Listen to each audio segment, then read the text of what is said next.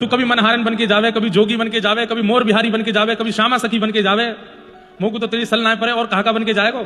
बोले अब तो दुल्हा बन के ही जावे वार हूं कछु दिना में, वाके बाद बार बार रूप बदलवे की आवश्यकता ना है, पर जाते जाते एक बार और रूप धारण करना। बोले अब का बन के जाएगा? बोले मेहंदी रचना करवे वारी बन के जाऊंगा। तू कैसे करके बरसाने में हल्ला करवाए दे कि सबसे बढ़िया मेहंदी रचावे वारी मैंने बुलवाई है, श्री जी के हाथ में मेहंदी वही रचवाओ। मधुमंगल बोलो ठीक है लाला करूं।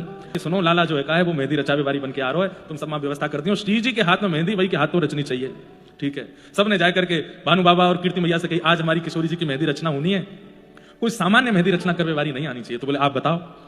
बोले देवलोक ब्रह्मलोक में भी जाकी चर्चा है, ऐसी एक मेहंदी रचना करवे वारी आ रही है, आप वैसे रचना करवाइए। बोले अच्छा बाकी पहचान का है? बोले छोटी सी होएगी पहली बात तो, दूसरी सांवरी सी होएगी, और घूंघट में तो बोले वाको मोह देखवे की जिद मत करियो। नंद बाबा आदि सब बोले ठीक है, भानु बाबा बोले ठीक है आन दो। अब यहाँ पे महाराज इतने सारे लोगों में होड़ लगी है मेहंदी रचावे वारे में कि हम लगाएंगे श्री जी के हाथ में, हम लगाएंगे। लेकिन भानु बाबा कह रहे हैं जो बता के गए सुबह गोपी वही ढूंढनी है। एक सखी घूंघट करके खड़ी है, हमारे किशोरी जी हाथ में मेहंदी लेकर के खड़े, मैं रचूंगा मेहंदी। भानु और कीर्ति मैया ने कही लाली अपना हस्तकमल दे दे, यही रचना करेंगी। किशोरी जी कह रही है मुझको तो इनके आव भाव देख के लगे ना इन्हें कछु आतो होगा, हमारो ब्याह है, मैया ने ढूंढ के लानो चाहिए। किशोरी जी ने अपने हस्तकमल पधराए और श्री ठाकुर जी नैनो नैनो घूंघट करके रचना कर रहे हैं। अरे श्यामाजू 3 दिनों बाद कहा देखो कि दुल्हा के रूप में आज देख लो, आज आए हूं सब बन के। किशोरी जी पहचान गई तो श्याम सुंदर है।